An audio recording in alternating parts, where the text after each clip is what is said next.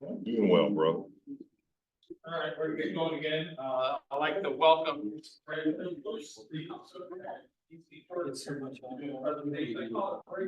a KSU student. You're pretending like I'm a real person. Thank you, Tom. Oh, wow. We're all set. Thanks. Thank you. Everybody hear me okay?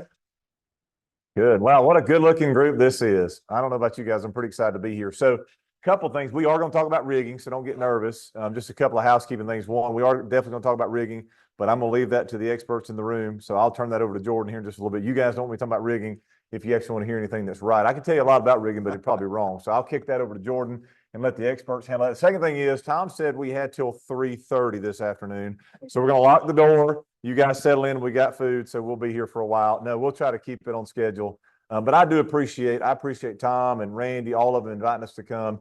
It's always a pleasure. I realize I told Scott and some of them this.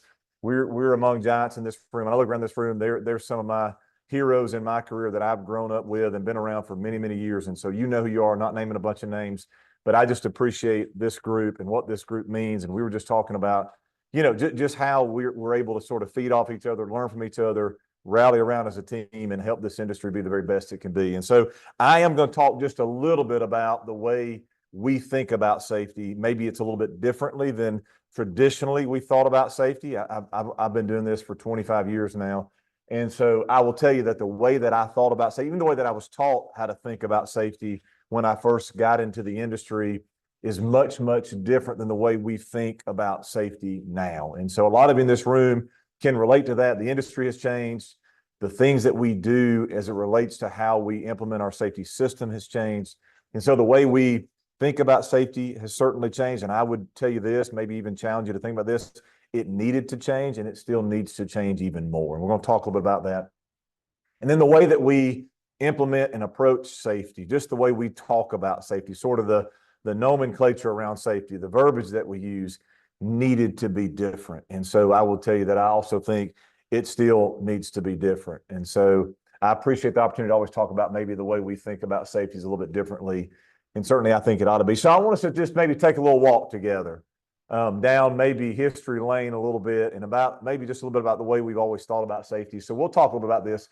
And so why I get this question all the time, and I think it's a very valid question. I think it's a good question. It's certainly one that we ought to be asking ourselves.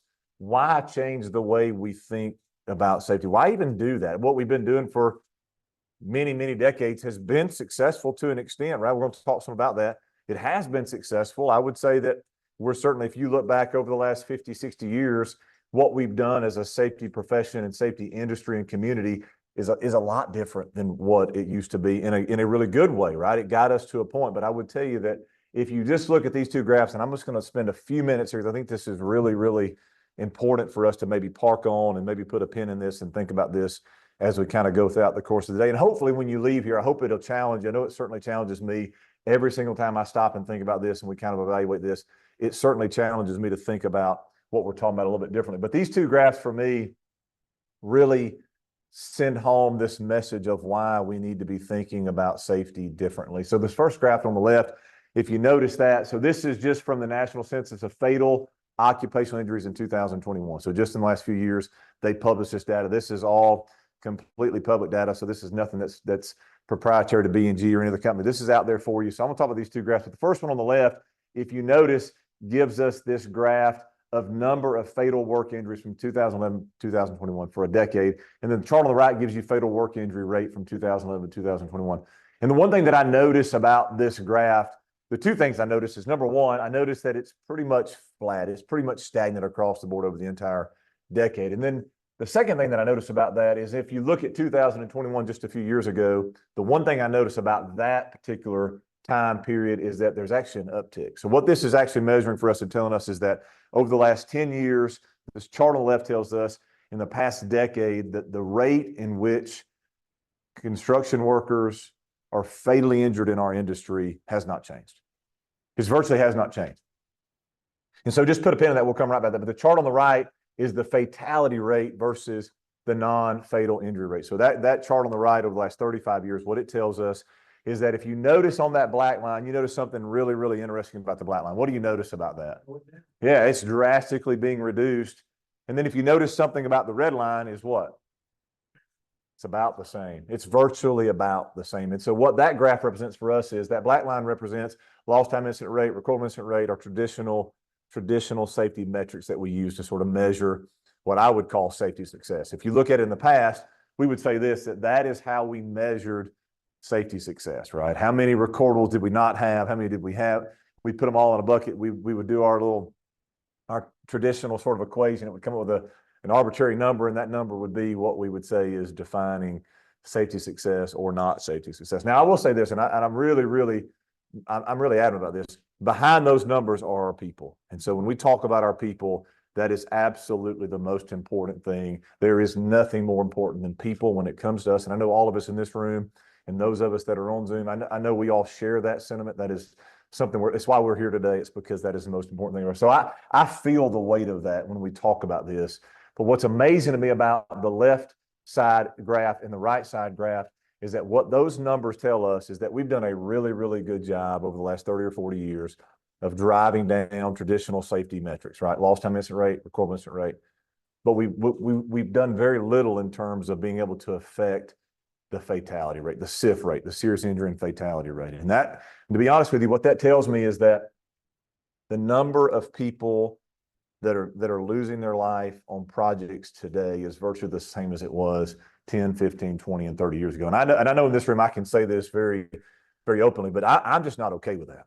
I'm absolutely not okay with the fact that somebody came to work today and there's a potential or even a real probability that they may not get to go home because they were fatally injured on our job site. And so these graphs for me are what really send home this message of why we need to change the way we think in terms of safety and the way that we view safety. And so this slide here is really interesting to me because our friends that are on the regulatory side, our OSHA friends in the industry, this was published just a couple of years ago. They said, despite OSHA's efforts, and I'll come back to that word efforts, construction's death rate hasn't budged in 10 years. And so that graph that we just showed really sends that message home.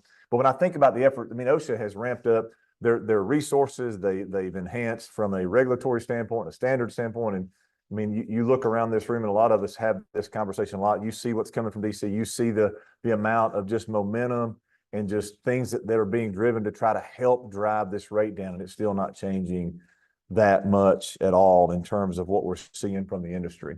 So let's talk about that. So what is safety? And I get this question, I mean, what is safety? How would we define that? And I think for us, safety is not the absence of accidents. I think for us sometimes, and this goes back to what I meant when I said the way that I was taught to think about safety in school early in my career was that for us to be successful, then that means there's zero incidents. There's no incidents. And if you have an incident, in turn of that would be that means you're not successful, right? Any amount of incidents that you might have would then now mean that you're not successful in terms of safety. Now, I'm not just talking about just injuries. I mean incidents in general. So I think that's really important because safety is not the absence of accidents. Safety is the presence of controls. And you're going to hear me talk a lot about controls and what controls mean to us and what I think it can mean to the industry. And so a lot of times when we think about accident, if you look up the definition of the word accident, interesting enough, I didn't know this. I had to look this up. Maybe many of you in this room, you're much smarter than me. You know that you could actually give the definition of the word accident,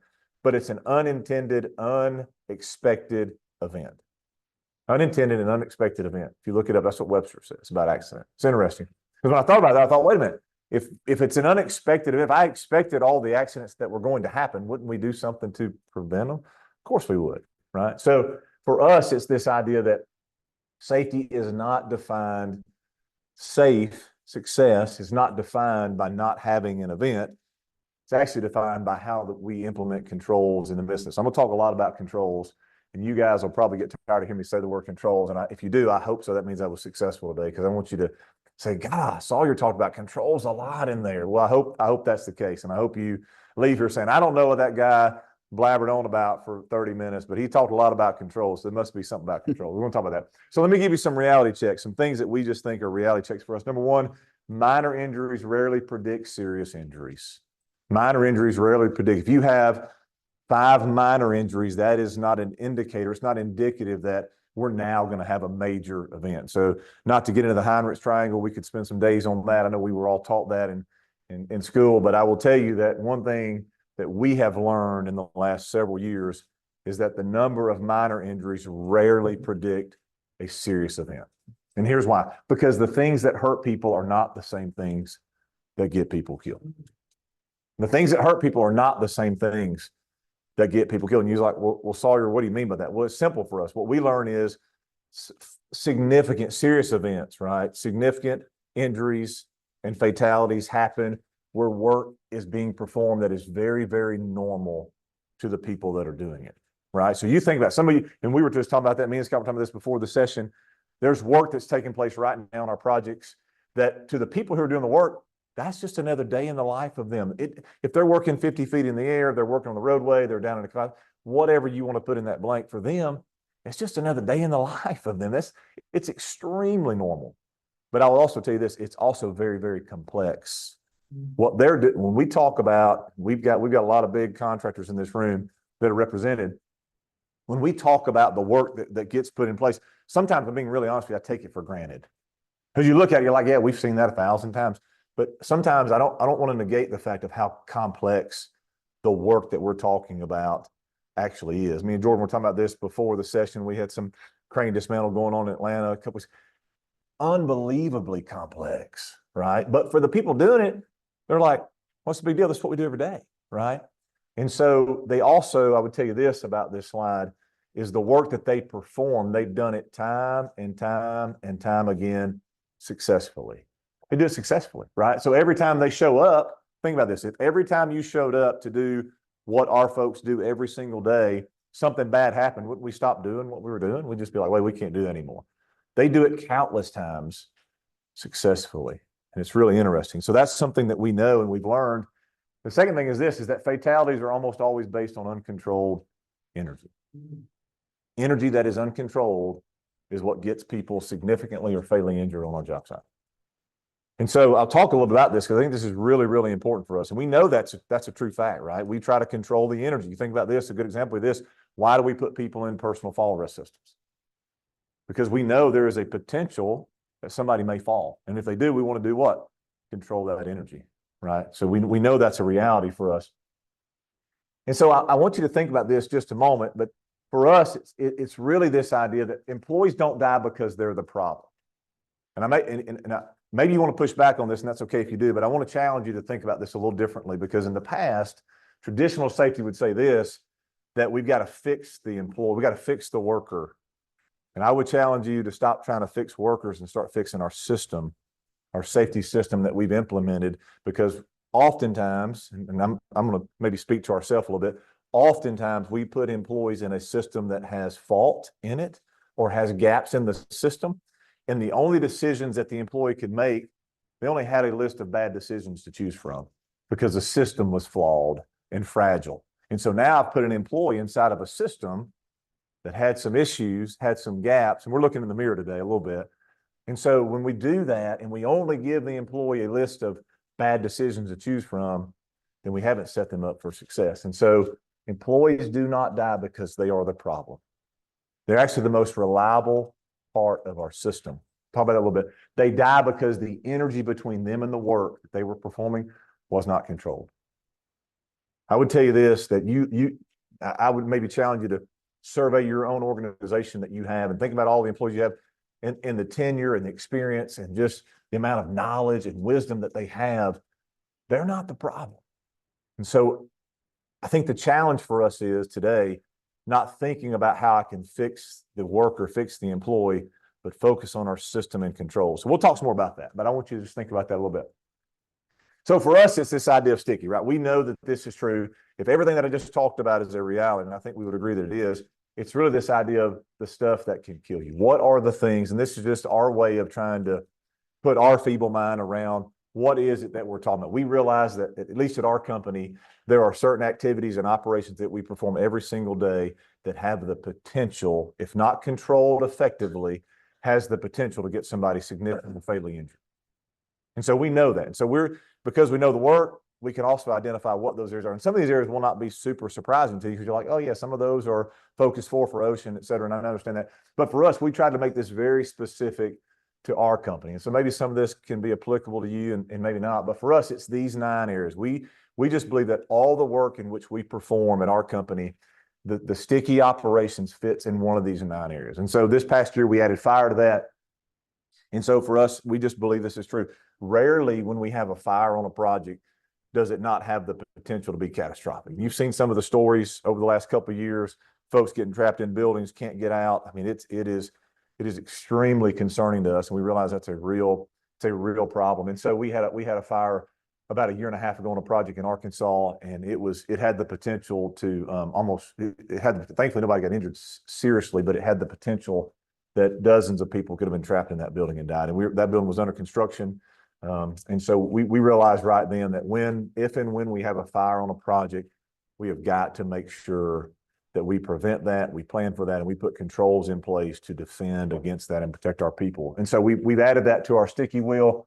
So again, I'll not maybe get us wrapped around the axle on this today. If you want to talk some more about that, please come see me. I'll be glad to share this with you. I'll be glad to share this information with you outside of this today. But for us, you're going to hear Jordan talk a lot about rigging. If you notice, cranes and rigging is on that wheel for us for a very specific reason. Some of the most, what I would argue, most high risk, most critical work that we do is tied to that. Some of this, as you might imagine, certainly has the potential, but we're less likely because we don't do as much of that work. Like confined space, for example, we don't have a lot of people in confined space at our company day in and day out. But we do realize this: when we do, the potential, if something goes wrong, it has the potential to be catastrophic or fatal. And so we want to make sure we're guarding and protecting and controlling against those things.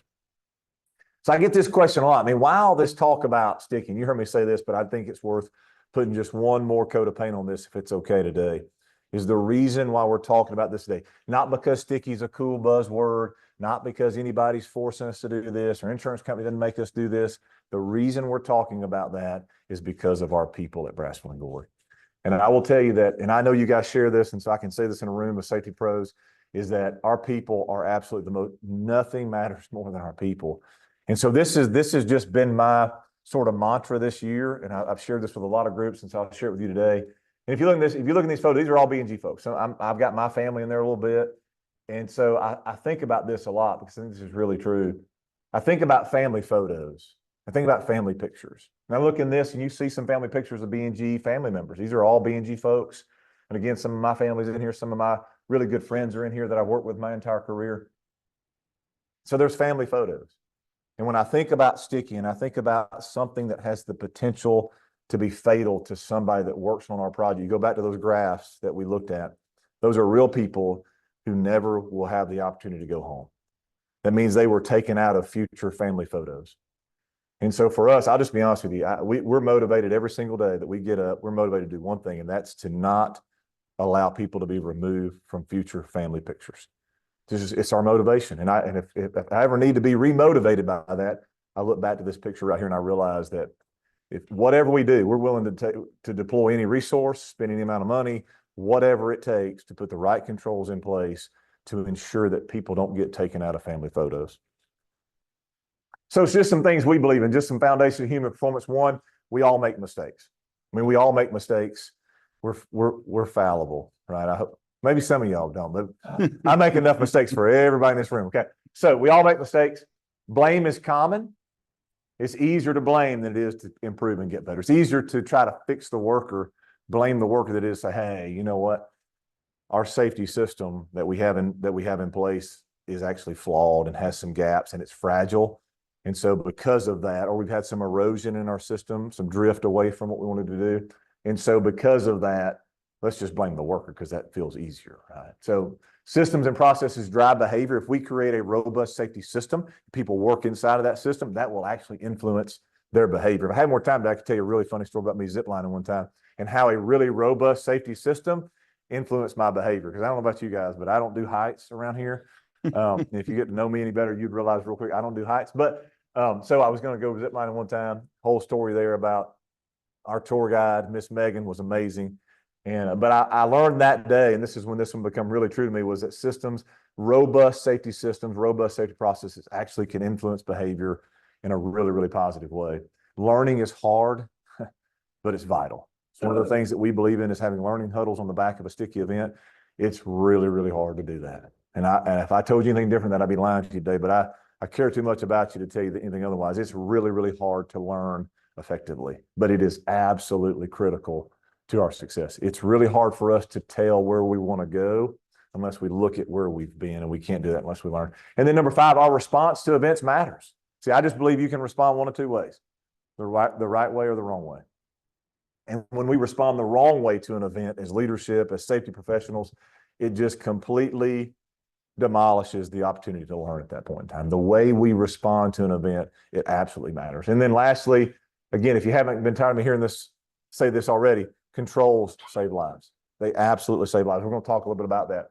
And so I know this is true. If we believe that uncontrolled energy kills people, shouldn't we focus on controlling the energy? Shouldn't that be us being just absolutely fanatical and hyper-focused on this idea of control? Absolutely. If we know that's true, and we all agree in this room that uncontrolled energy is what kills people or significantly injures people, then we got to focus on how we control that energy. And that's where this idea of controls comes into place. So I want to ask you a question. Best example of control I can come up with. How many of you in here have a cell phone? If you got one, silence it. No, I'm just kidding. So if you have a cell phone, hold it up high. All right. Anybody in here not have a case on your cell phone? If you don't have a protective case on your cell phone, hold it up. Be loud and proud about it. There's usually one in the group. Maybe somebody on the Zoom doesn't have a case on their phone. So let me ask you this way. Why do you have a case on your cell phone? Protect the cell phone? Great. You know you're going to drop it. Jordan, would you say that one more time? You know you're going to drop it. You're going to drop it? Anybody else? Anybody agree with that? Yeah. How many of you said this today when you got up this morning, you're like, hey, going to AGC, got to say a speed presentation. It's going to be amazing. It's going to change my life. And when I get there, my goal is to drop my phone and break it. That's what I want to do today. I don't know how this room is, and those of you that are on the call, I don't know how you are, but I've dropped that phone. Thankfully, I've got a protective case, and I've went as far as I've actually got one of the screen protectors on it because I know how bad I am. And so I've dropped it 2 or 3 times, and it's a phone. It's about a year old, so it's fairly new. I've dropped it every time I drop it, I get the same reaction. I'm like, oh. Man, I hope it didn't break. Yeah. I hope it didn't break. As much as we pay for those things, they ought to be bulletproof, but for some reason not. And so it's interesting to me because I don't plan to drop my phone. Not one single time have I planned. Thankfully, the company every 2 years, they'll give us a new phone. And but also if it breaks, it's kind of on us. And so I've never one time planned or was intentionally hoping to drop my phone. Not one single time. But I put a case on it. Why'd I do that? Well, because I had to put controls in place for an unexpected, this back to the word accident, to an unexpected event, something I didn't expect. Matter of fact, I dropped it this week one day. It was in the parking lot at our parking deck in the office. And I dropped it and it hit my foot and it bounced and it rolled 3 or 4 times. And I did the same thing. I was like, oh, I didn't expect that. If I expected that, what would I have done? I'd think it would have stayed in my pocket. I'd have had both hands on it. I'd have had it in my bag zipped up, but I didn't expect that. And so putting a control in place for something that we know has the potential because we may make a mistake, right? And so having a control in place to control the energy, if that was one of our people, we'd want to make sure we put a control in place to protect and control the energy. So if something does go wrong or when it does go wrong, nothing bad happens to them. You know, it may not play. Will it play? Yeah, hit that. There you go.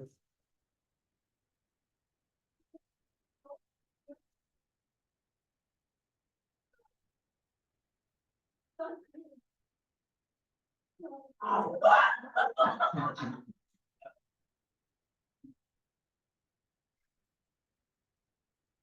think it's a great example of sticky stuff that could get you killed and also controls, right? So it's such a great example for us.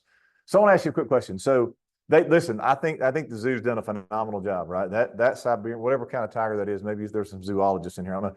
But if you're a zoologist or whatever, you may know what kind of tiger. I just know it's a big tiger. It's a big cat. And I know this, if that cat gets a hold of her, it's not going to be a good outcome. It's either going to be a significant catastrophic injury or it's going to be fatal. There's no doubt about it. But something really, really interesting happened. The zoo said, you know what, there is a potential that tiger may try to get out of this cage, and when and if it does, it's actually going to hurt somebody or kill somebody. So what are we going to do about it? Just hope for the best? We're going to put up like some new rule that says, hey, lady, don't turn your back on a Siberian tiger, because if you do that, something back in it. Or hey, we just put up some signage. That's what we'll do. We'll put some signs up, and that'll keep that tiger from attacking her. Or we'll, you know what we'll do? And everybody comes in the gate.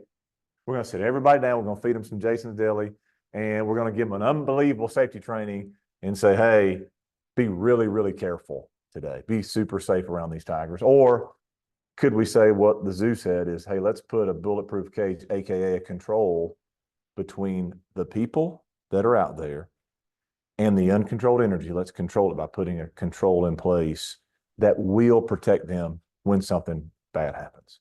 Because I don't know about you, but the tiger coming at me probably wouldn't have got me. If I'd have been her, it'd have been the cardiac arrest that would have got me. That's just how I am. So, but I think it's really interesting for us thinking about it in terms of that. Like, what are the things that keep our people from being mauled or AKA significantly or fatally injured as they're doing the work that we know they're doing? Is there uncontrolled energy that we need to put controls between them and that energy that's going to protect them? Because this is what I know is true. Not everything is going to go right all the time. It's just not. I wish I could do this, stand before you today and say, hey, everything is going to go right all the time. So nothing to worry about. It's just not. Things happen that are out of our control sometimes, that are beyond our ability to control. And so we know that. And so if and when something is going to go wrong, and we know it's not going to go right all the time, we got to have the right controls in place. And so we got to stop asking this question, who did something wrong, and start asking what in our system allowed this to actually happen. Stop asking this question, who did something wrong here? Who on this crew let that happen? Who on this crew dropped that 2x4 off the 6th floor when we were wrecking that formwork? Who did it? Who did it? Well, first of all, nobody's going to be like, it was me, I did it. They're going to be like, I don't know. They're going to be looking at you. If I know that that is a potential, I'd love to tell you the data. So when we do concrete formwork and concrete stripping operations, one of the main things we are concerned about is something a dropped object, right? Being struck by, you saw that on the sticky wheel. It's a big deal for us. We're like, because we understand this is true, that as we're stripping that formwork, it's really, really hard to not lose control of something. It's virtually impossible, right? So instead of asking who let that 2x4, that sheet of plywood drop, start asking our question, could we have put a control in our system knowing that that potential exists that was going to protect people if and when something does drop? Because we know something's going to drop. It's been going on since the history of the company, right? You know it's going to happen. Everything we need to have our next dig event already exists on your project. You don't have to add another crane. You don't need another employee to show up. You don't need another piece of equipment to show up. You don't need to dig another hole. Everything, all the ingredients in that recipe already exist. And so it's already there. And so the question is, are we looking for it? Are we trying to identify and evaluate what those things are? And so the question is this, right? When this task or person fails, what keeps us from being killed or seriously hurt? And the question is that enough? Because we know that the task or the person may make a mistake or may fail. And if it does, do we have the right controls in place that's going to protect them from that uncontrolled energy, right? And so for us, we want to stop asking ourselves to define safety success by traditional terms and start challenging ourselves to think of it differently. Were we just lucky in that event that nobody got killed or significantly hurt? Were we lucky? I don't know about you, but I don't like to live by that way. Or can we say this, were we actually good? Did we execute the work in a manner that we can look back and say, man, even though something happened, nobody got hurt or killed because we had the right controls in place? It's a little different way of thinking about it, because traditional safety say this, we don't need anything to happen. Problem is, that's just not reality. We've learned that's not reality. And so again, if you take that sheet of plywood falling off the 6th floor, we're doing stripping operations, and it falls inside of a barricade area that's hard barricaded so nobody can access that area. And we got a spotter down there, and we've also maybe put up some debris netting that's for wrecking nets, and we've closed off that first floor from the exterior so nobody could possibly go in there. And we drop a sheet of plywood and it lands inside that barricaded area. Were we lucky or were we good? I'd say we were good. And so trying to count and tally up how many times we were lucky at B&G versus how many times we were good helps us understand how effective we are in implementing the right controls that will protect people and control the uncontrolled energy. Okay? So with that, really what you all came to see today was Mr. Jordan Casey. So Jordan is our safety director for our equipment supply division. He's going to talk about rigging fundamentals. And so I'll sit down and be quiet and let Jordan bring us home. Thank you, Steve. Thank you. You know, every time he says that he's scared of heights, I always wonder, like, how can somebody that tall be scared of heights? But undoubtedly he is. So, hey, it's a pleasure to be here. Good afternoon. Really appreciate the opportunity to come in here and talk to you. So Steve has kind of set us up with the controls aspect of how we look at safety. And so I'm going to give you some more nitty gritty kind of safety procedures and inspection types things when it comes to rigging. And then we'll sort of bring it full circle with some additional best practices, or what we would call controls, that we have put in place to make our rigging operations safer. And I will be in full transparency here. I will tell you, we don't have it all figured out. Okay, so I'm gonna go through some accidents that we've had, some near misses today that just prove that, hey, safety is one of those ever evolving things, and we have to continue to adapt to the challenge to make sure that we're protecting the people. So I remembered it's down to go forward. Thank you. So just kind of a little lineup of what we're going to talk about today. I'm going to give you a brief overview. We'll hit on some load center, some center of gravity, load weight, really hammer on inspection. So as much as you were tired of hearing him say controls, you'll be tired of hearing me say inspections by the end of this. And then I'll talk about this thing called the rigging triangle, various hitches, hardware applications, and then finally get to some best practices. So with that, why are we here? Well, honestly, it's because Tom and Randy asked us to come talk, but it's probably because we know that rigging operations typically account for the majority of accidents that hurt people while they're moving material. So if you think about all the accidents we have out there on sites or in industry, most of it is going to be because we're moving material, transporting it from one spot to another. And a lot of times that involves the use of rigging. So there is an example of where we've had an accident. So if you can picture a high-rise building in Atlanta. Atlanta is known for having really good traffic, right? No. Okay. So we have a laydown yard across the road. It's a major thoroughfare. We go and pick up this air compressor, and we are bringing it over the road to the job site. We're about 50 feet above the job site, and the rigging that we have attached to this air compressor decides that it's going to give up the ghost and fail on this. This air compressor then falls 50 feet to the active deck.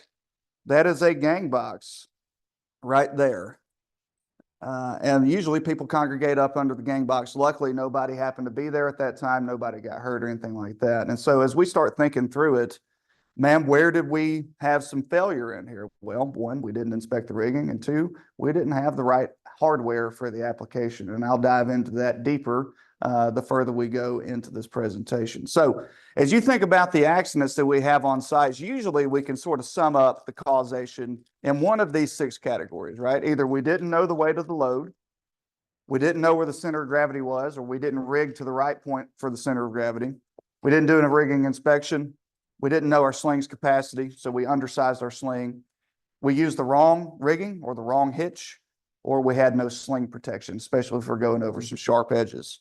And so as we continue to talk through these, we kind of knew that we need to make sure, how do we make sure we have less and less accidents? Well, a lot of it comes back to the controls we put in place.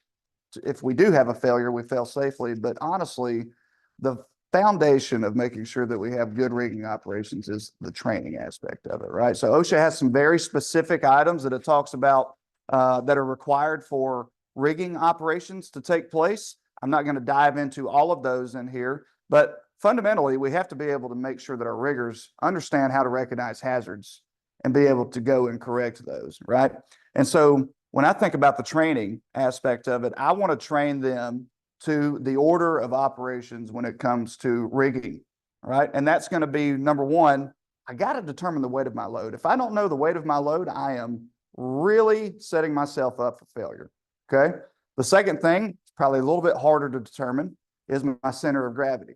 If I have an oblong object, it's not uniform all the way through, where's my center of gravity? Sometimes I have to make an educated guess. But the thing about that, the first word in that statement is educated, right? I can't just pick a dart up and throw it and say, yeah, it's good to go right there. You have to make an educated guess. We need to determine the best possible hitch. There's 3 different hitches that typically are used.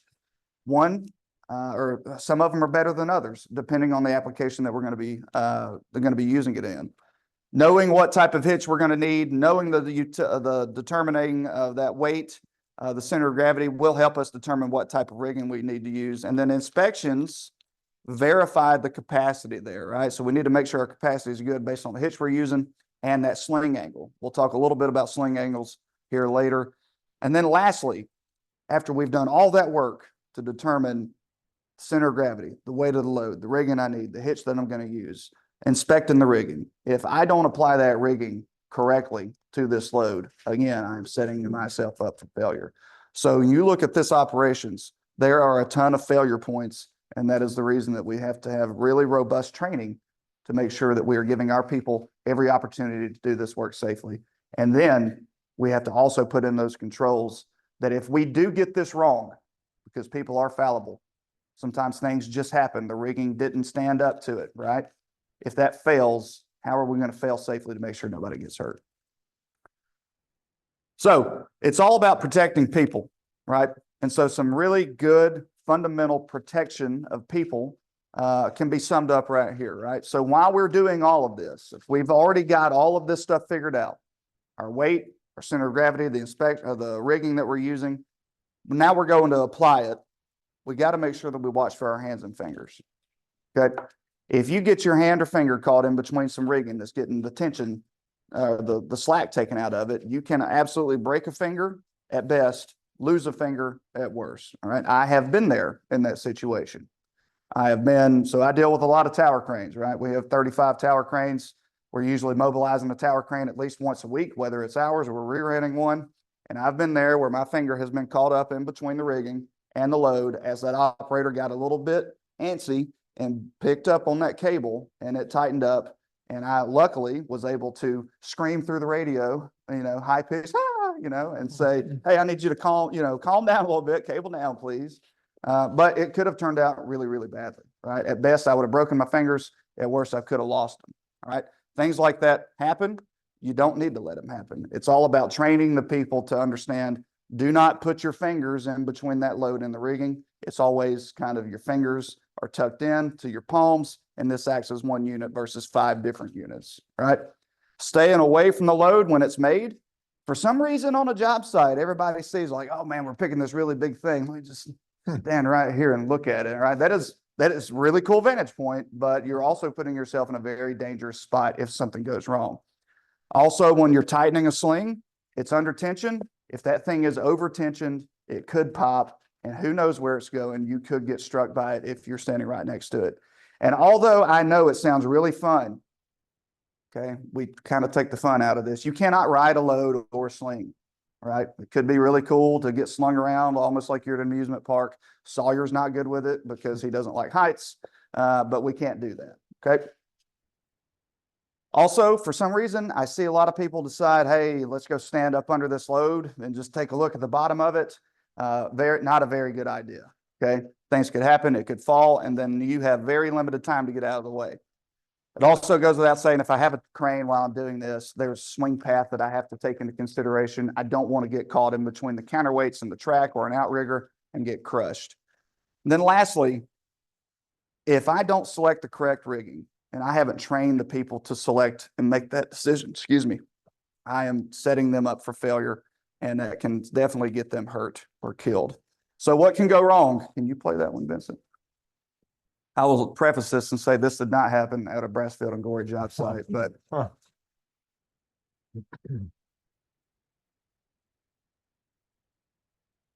there's my guy. Hey, let's get really close to this. This looks really cool. Okay.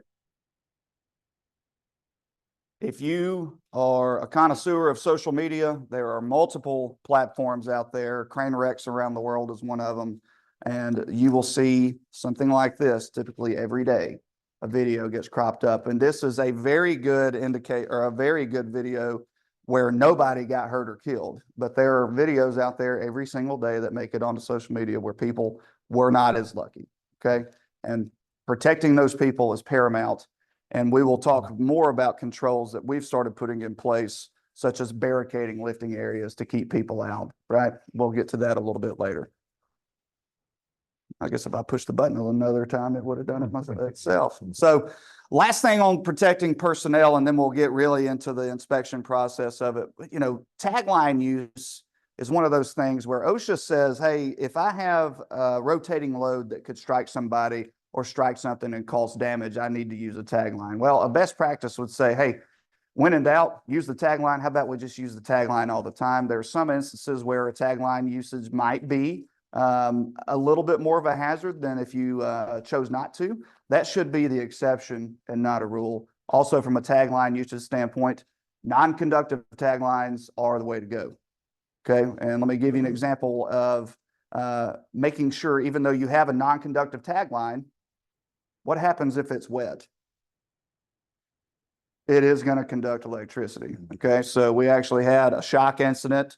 Oh, what do you think, Sawyer? Like 2-3 years ago over in Atlanta. All the bad things always happen in Atlanta for some reason for us. Anyways, so they're pulling a table out of a building. There's some power lines actually below. They had a long tag line. It had rained the night before. And like we're supposed to do, we had a non-conductive tagline. So it's that dry polyester rope.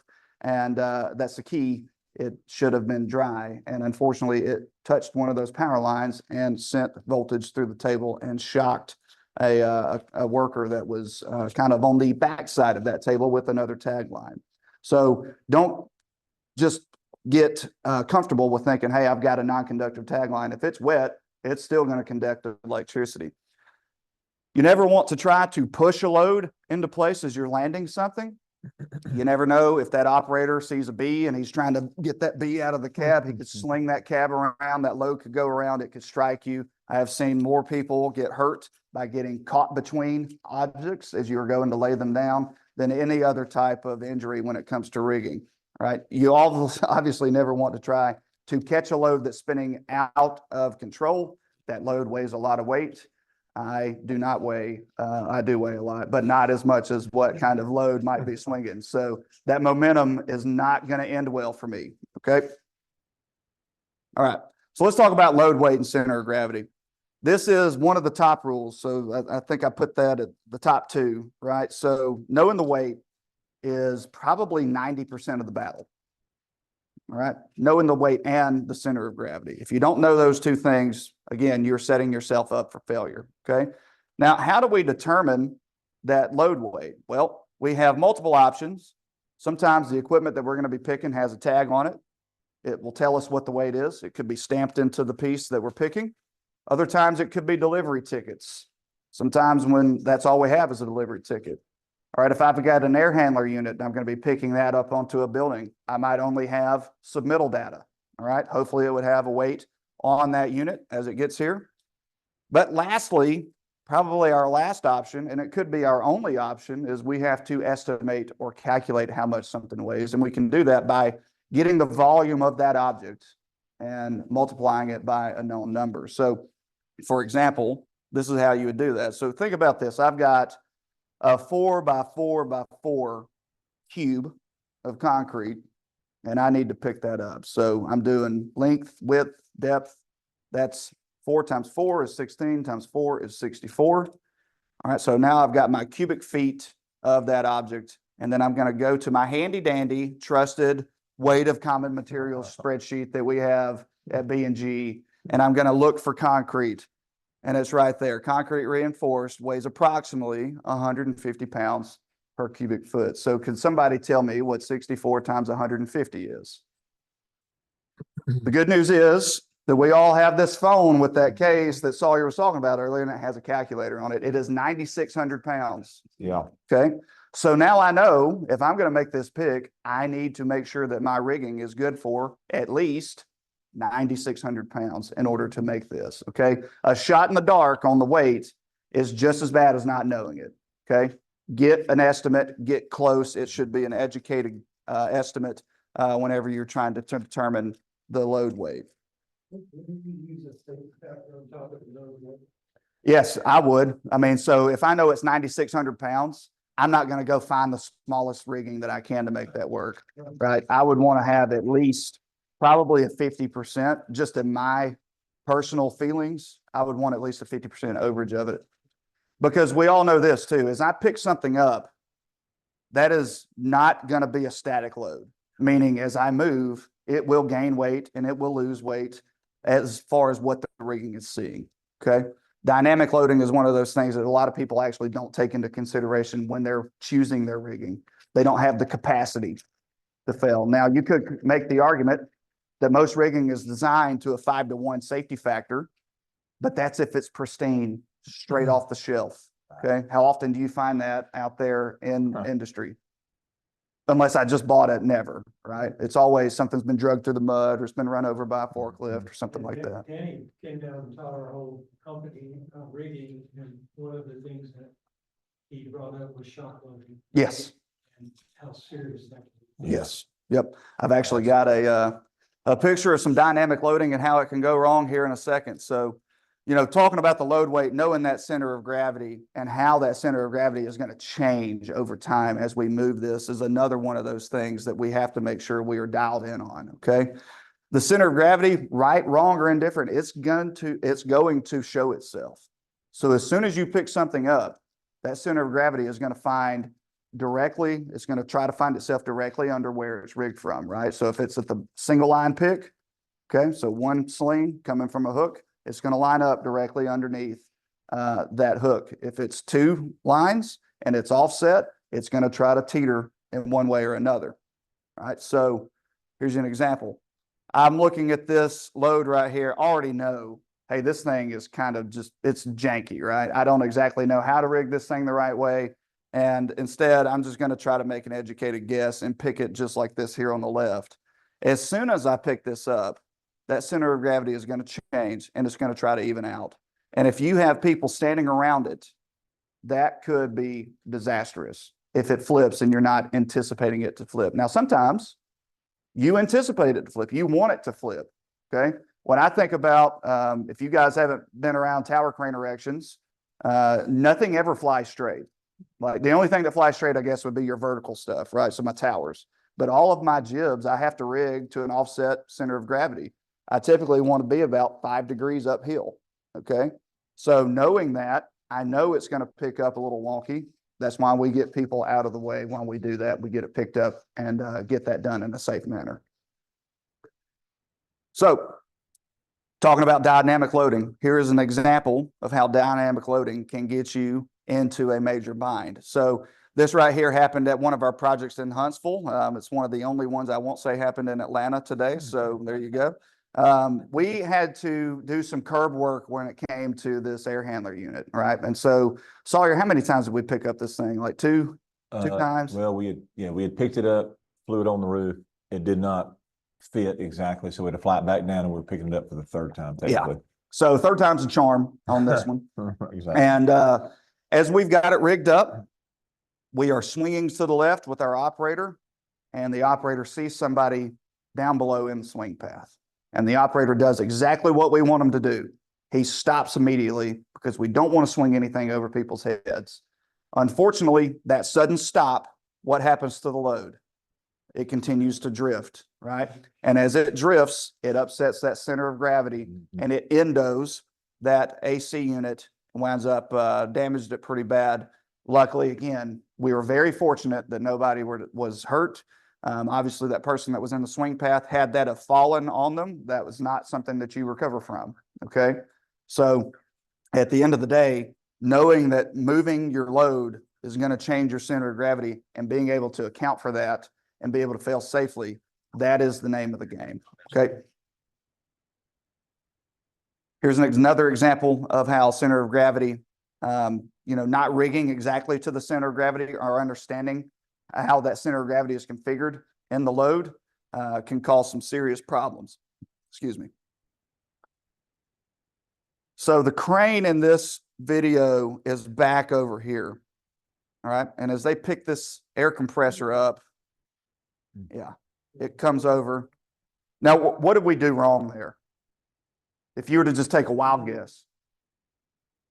I'm not sure if you can sling it all the way around or lift it towards the top, or not really sure where it was rigged.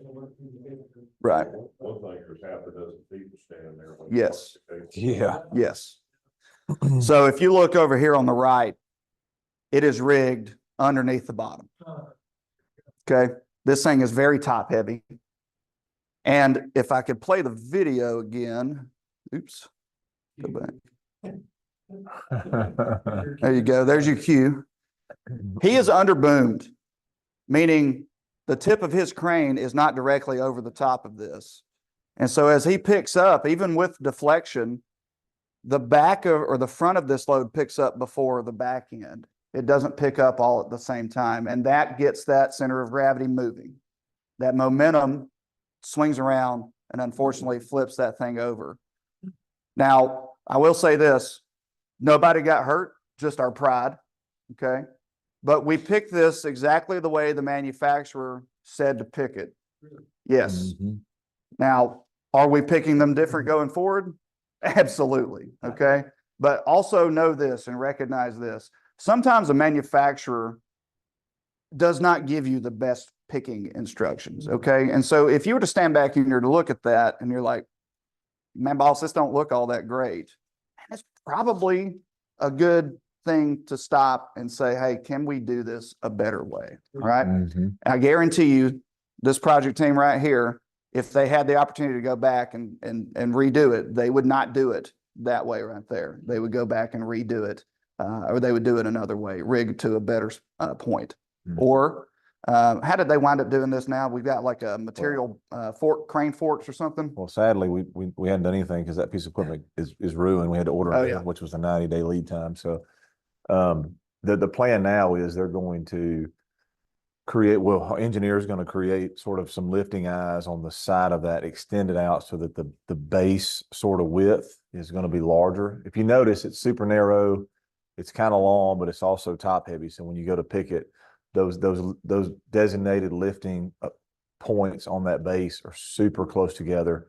So when you pick it, it's just automatically unstable. And so they're going to extend that out with our engineers, give some better lifting eyes that are more extended so that you can just pick it and it'll sort of level that thing out a little bit better. So I wonder if the boom actually in the correct location. that's a great question, Scott. Yes, That's great question. It's Yeah. a great question. So Sawyer and I actually talked in depth about this.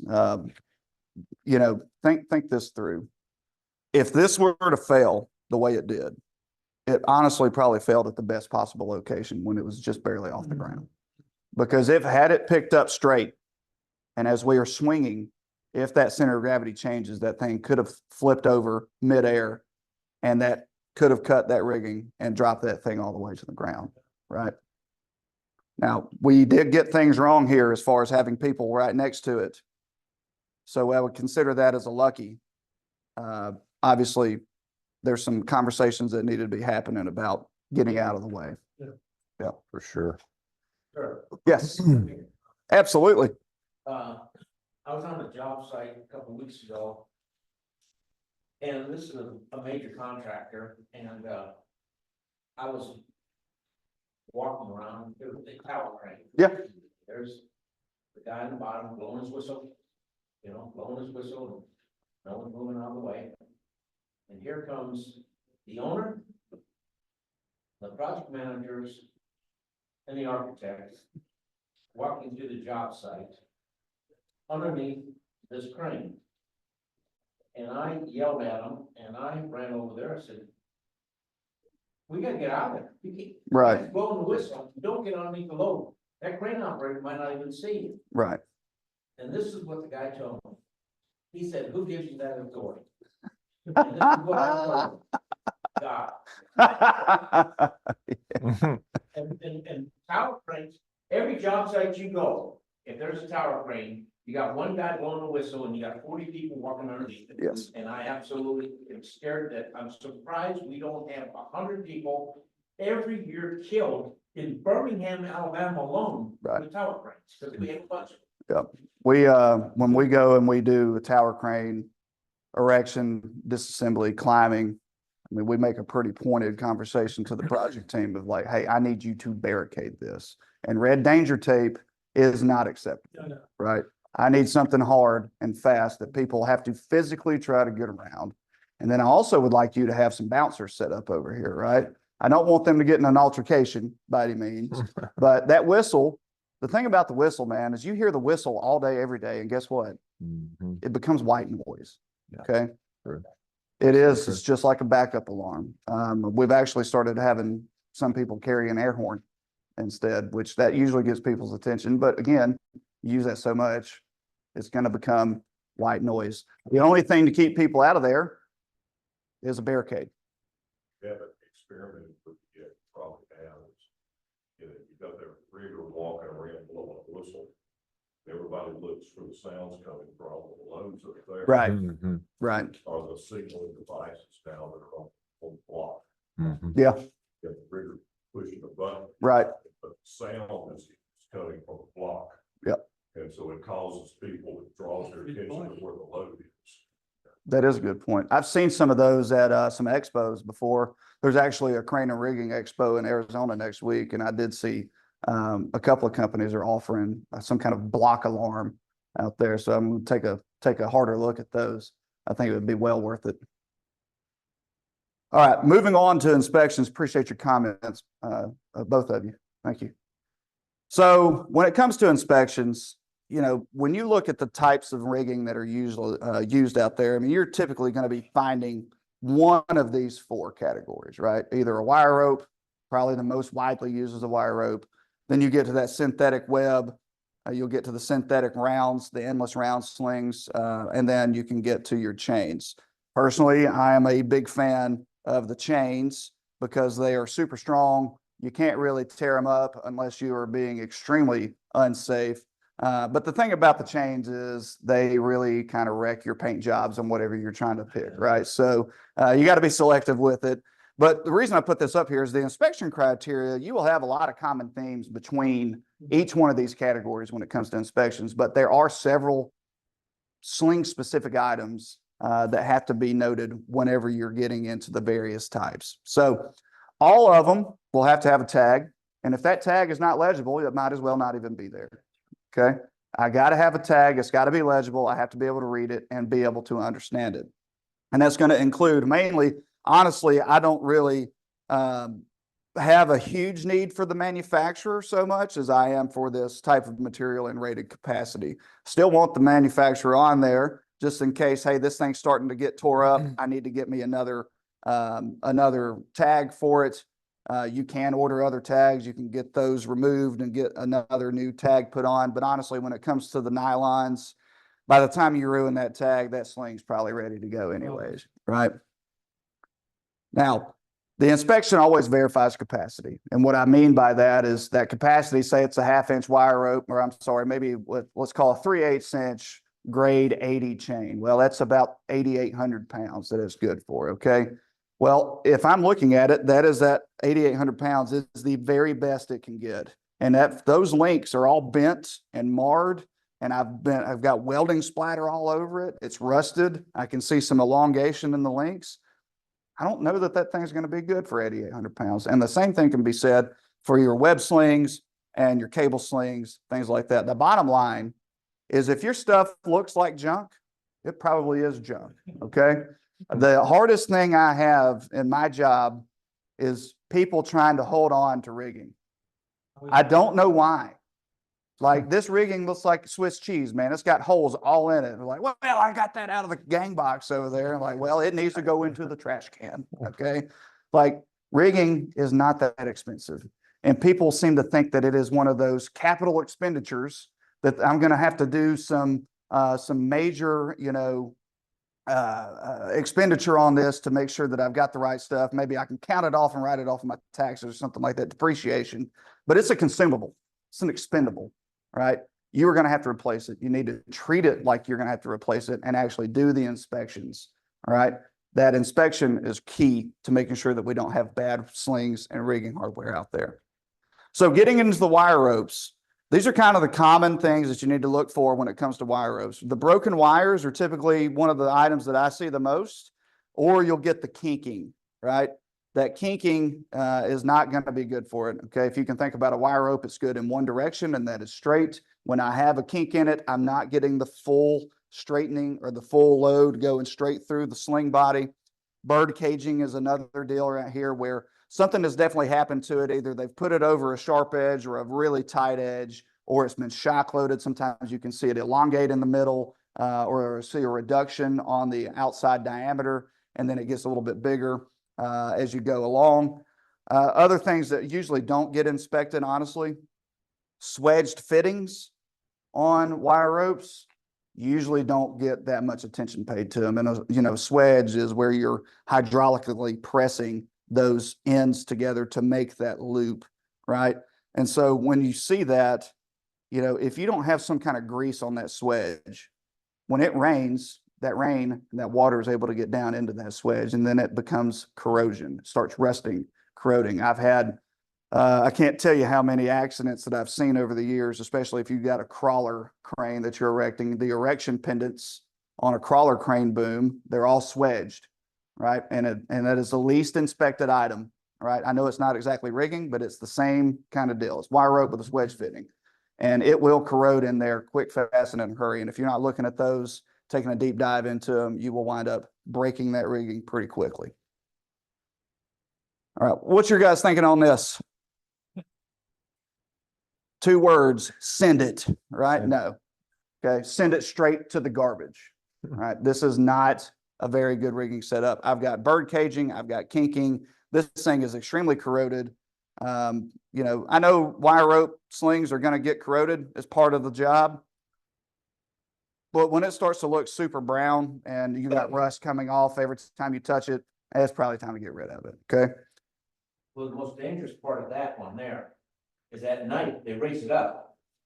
Oh, yeah. Otherwise, people steal it, Yeah. Mhm. okay? And you don't ever look, they don't look at it. And if it's attached with a shackle and the vibration, they got the wrong kind of shackle, the pin Yep. comes out, and they do fall and they do kill people. Yes. Yep, I sure does. Yes. We have had our fair share of incidents like that. I've shared one earlier. I'll share another one here in a minute, but Crosby specifically has it in its book about shackles, which shackle type you should choose depending on what you're going to be using it for. And we'll get into that here shortly. So talking about the web slings, these are great. They're soft. They don't damage your product that you're trying to pick up, so long as you get the right kind of choke on there or the right type of hitch on there. You don't crush that load or anything like that, but they are fallible in multiple ways, right? They don't hold up to heat very well. Cuts from and abrasions are one of those things that you have to watch out for if it's got holes in it. And then the biggest thing, honestly, because you guys can read this, but the biggest thing I want to dive into is this faded or bleaching from UV exposure. These things do not hold up to UV exposure very well. And 9 times out of 10, when you buy a new web sling, it's going to be this yellow color, right? However, if you were to go out on pick any job site right now, even some of ours, you will find some that are white that are being used. They don't come white. They get bleached white with years and years of sun exposure, okay? That affect the underlying indicator threads too? It can, but also, and I'm gonna talk about this here in a second, those red threads that everybody says, hey, if you inspect these things, you see red, you're dead. That little red indicator thread, that's not universal. Okay, so, and that's another challenge. Like I'll talk to riggers and like, hey man, this thing's kind of cut up. We need to get rid of it. Like, man, I don't see the red thread yet. Well, that's if they even put it in here.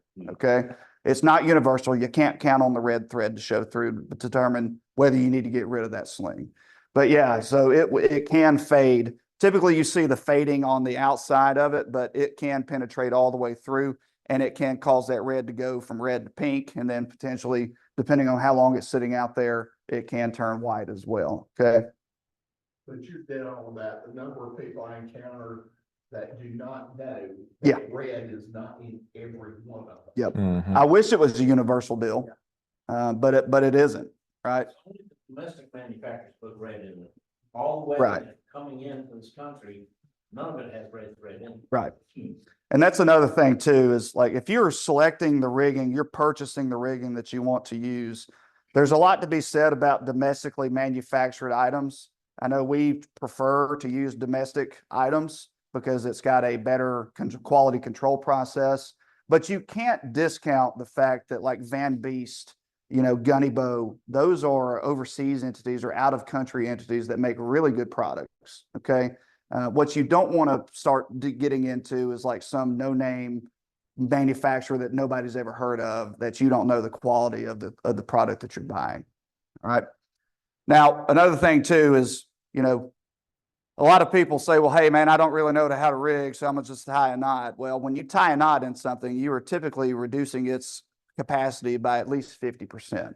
Okay, so knots are not good when it comes to any kind of sling, whether it be web sling, chain sling, wire rope, so on and so forth.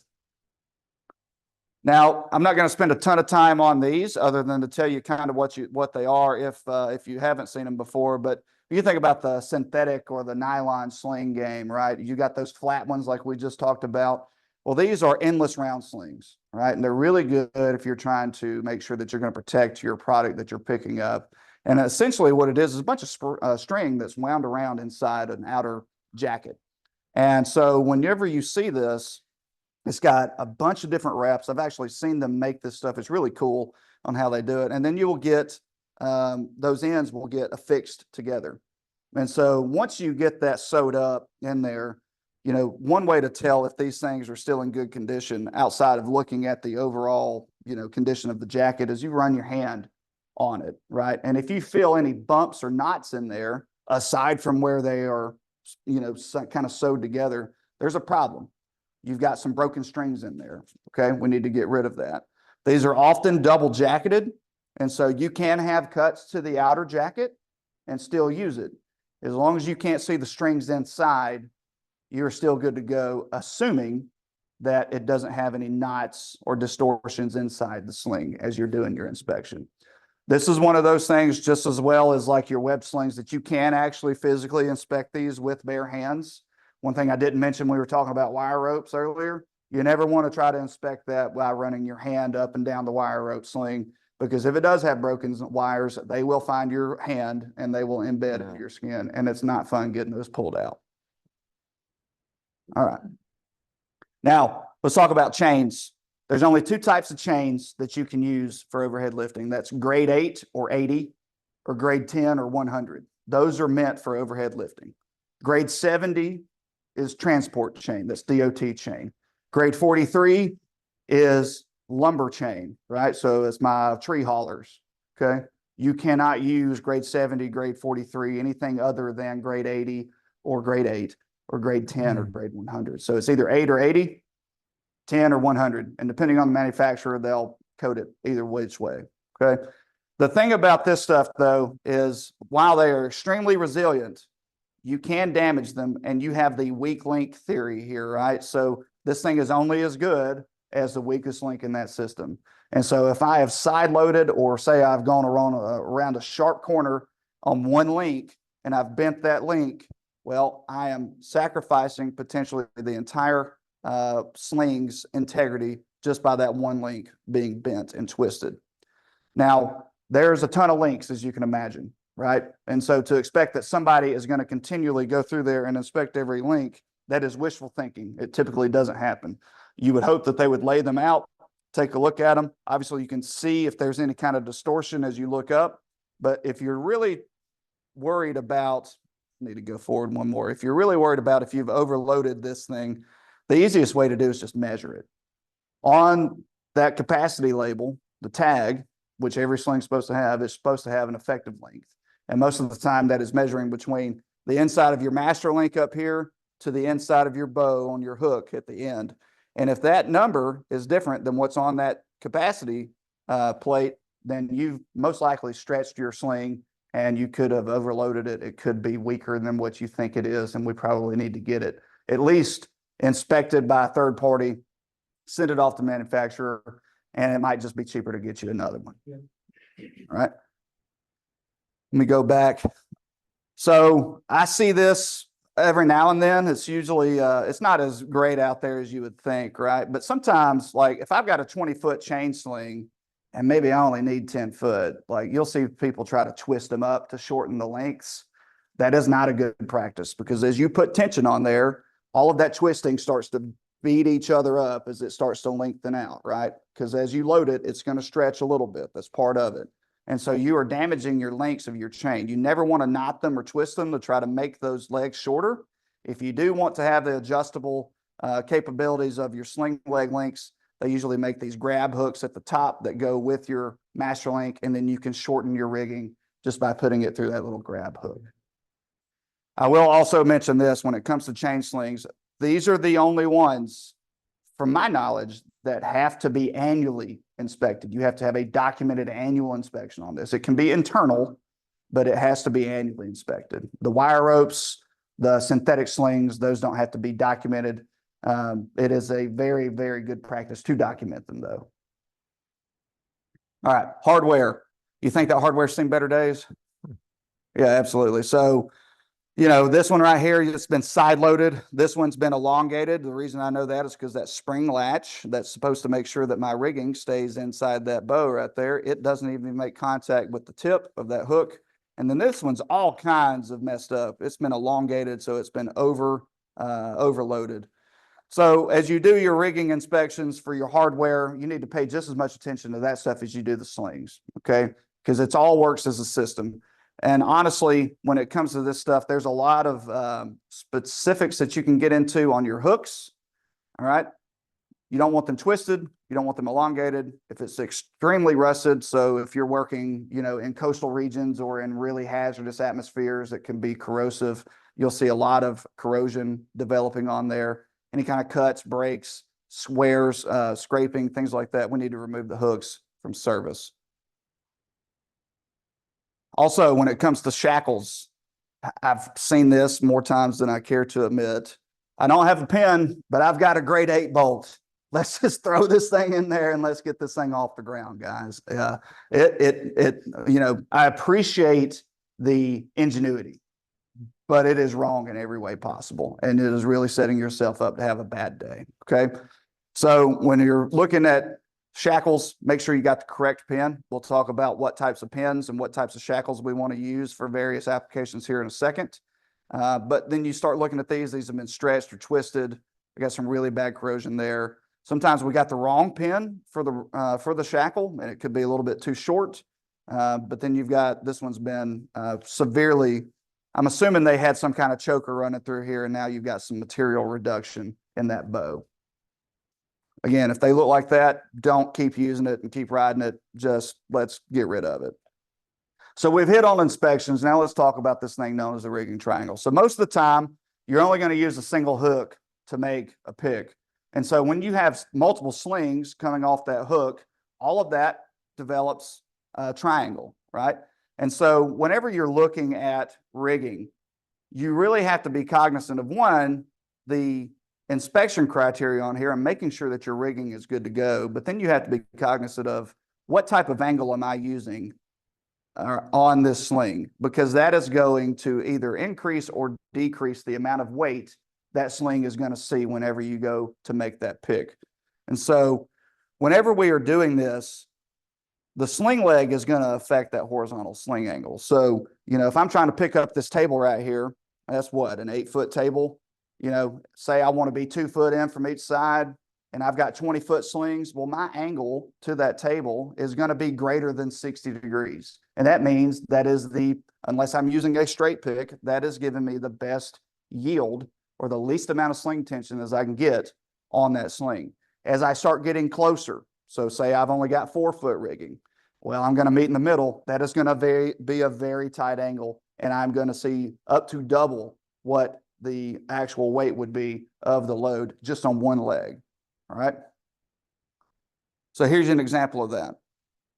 2 slings at 90 degrees, see half the load. So it's a 1,000-pound block, 90 degrees here. Each sling leg sees 500 pounds. As I get to 60 degrees, it increases a little bit. 45 degrees increases even more. But by the time I get to 30 degrees, each leg, even though this only weighs 1,000 pounds, the amount of tension I am seeing on each leg is equal to the weight that I'm picking up. So getting longer rigging, finding better pick points is crucial, because even though you think, hey, this thing's good, I'm only picking up 500 pounds, I'm using 2 legs, I'm only use 750-pound rigging, all right? I'm good to go. Well, if I've got that super short angle right there, I have already overloaded my slings and I'm most likely going to break them. All right, let's talk hitches. Not trailer hitches, but rigging hitches, okay? three main types of hitches. One is a vertical or a straight pull, straight hitch. You've got a choker, which if you can think it's just wrapping around and coming back through an eye of the same sling. And then we've got a basket. And there's advantages and disadvantages to all three of them. So when it comes to vertical, it is the simplest hitch of all. You're basically drawing a straight line between the load and the hook that you're using to pick up that load. All right. But unfortunately, it gives you absolutely no control over rotation. So as I'm swinging around with this load on there, that thing can get to swinging. Most of the hooks that you see, well, all of the hooks that you see on a crane are supposed to be able to freely rotate while it has load on it. And so if I'm worried about this thing rotating and striking something, I will need to get some kind of tag line to help control that load. All right, a choker hitch. You have a higher retention of your material. It doesn't really work all that great on loose loads unless I am doing a double choke. So in that case, I would essentially wrap this thing around twice and then come back up, and that sort of squeezes that material together. But it is weaker than my straight pull. So it's about 75% of the capacity that I have in a straight pull because I am deflecting that sling in this direction. So I am causing a little bit more tension on that sling than I would get if I'm going straight up and down with it. So as you can see, we've had an accident here. Again, when it comes to loose loads, a double wrap on this is going to be much better because if you can imagine this thing gets moving around with dynamic loading, that stuff can fall out. In this case, they had a material fell out of the rigging. It struck the boom of this boom lift and then shot this gentleman out of the boom lift. Luckily, he was wearing his fall protection and was able to be rescued. Okay. One thing to note on chokers.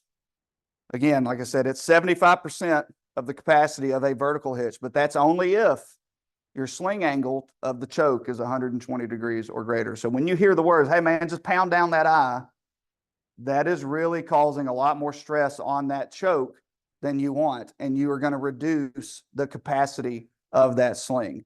Having it at almost, I've seen them before where they've almost been like a negative as they come around.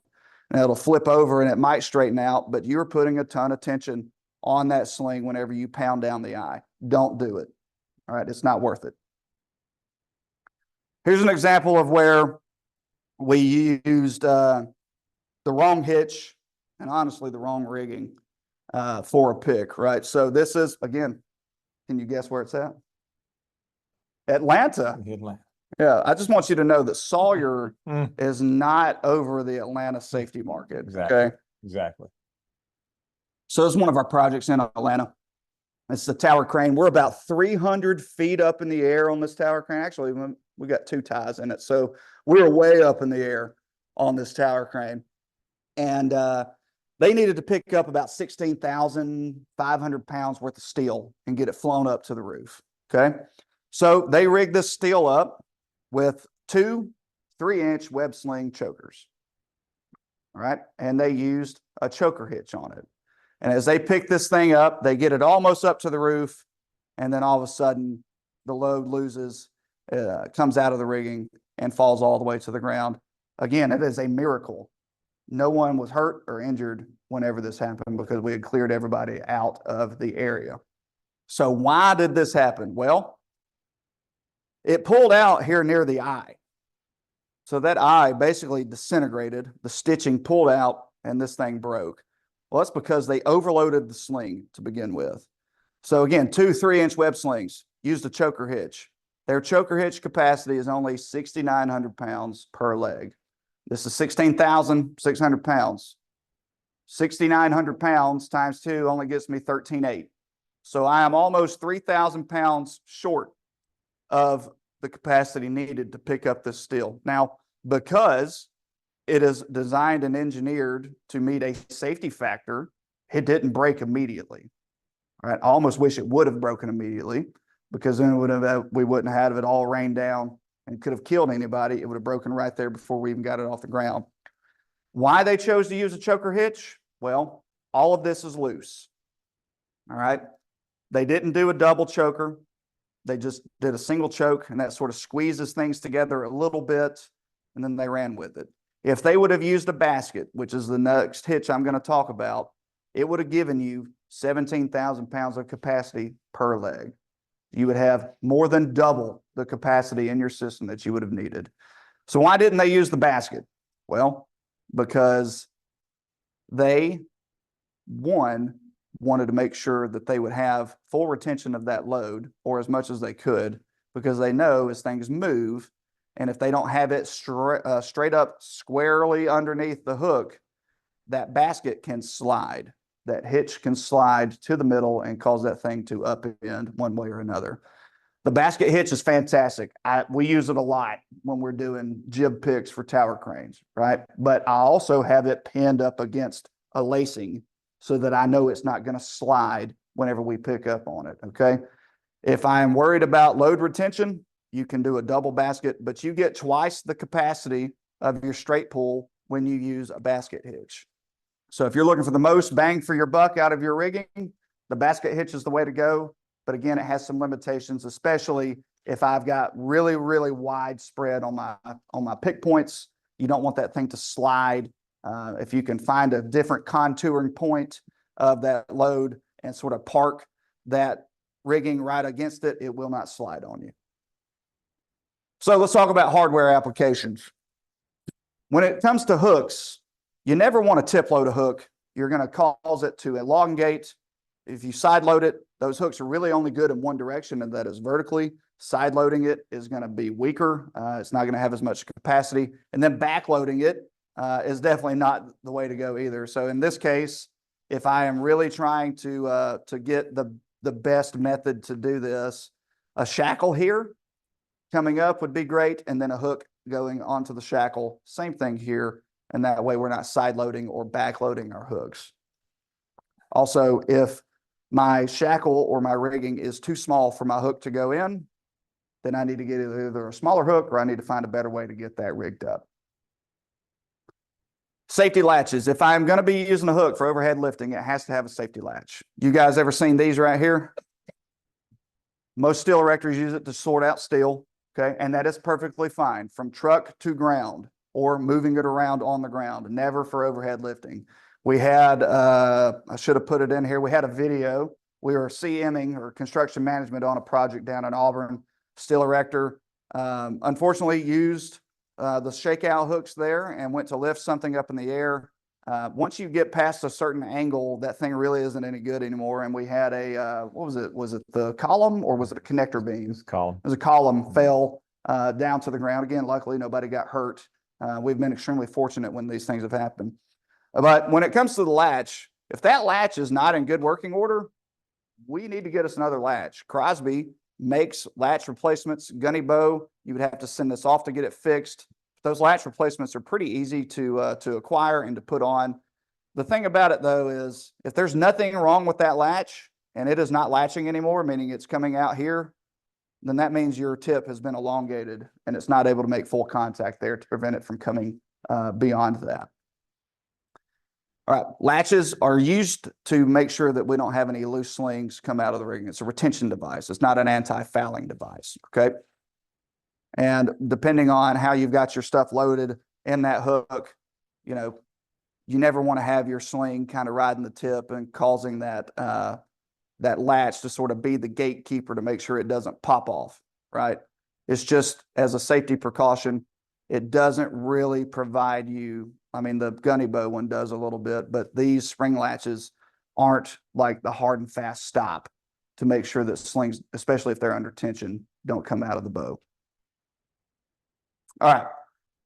Danny hit on this a little bit earlier, right? Depending on the application really drives the type of shackle you want to use, right? So for us, actually Crosby spells it out. If I'm going to use a shackle in a long-term installation, so think what would be a long-term installation on a construction site?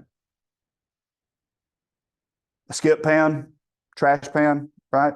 An air compressor, a hoist, yeah.